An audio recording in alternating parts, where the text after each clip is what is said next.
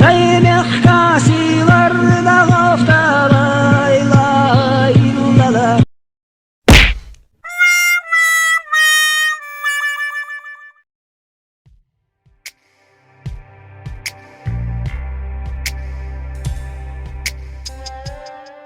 Работа, которую мы делаем, рассказывая и показывая нашу историю с той стороны, с которой наши враги никогда не стали бы показывать, не проходит даром.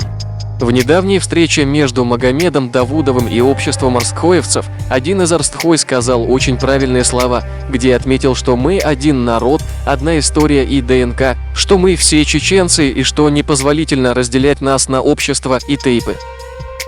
Предлагаю вам посмотреть небольшой фрагмент из этой встречи, где наш брат Арстхо выступил. Всем приятного просмотра!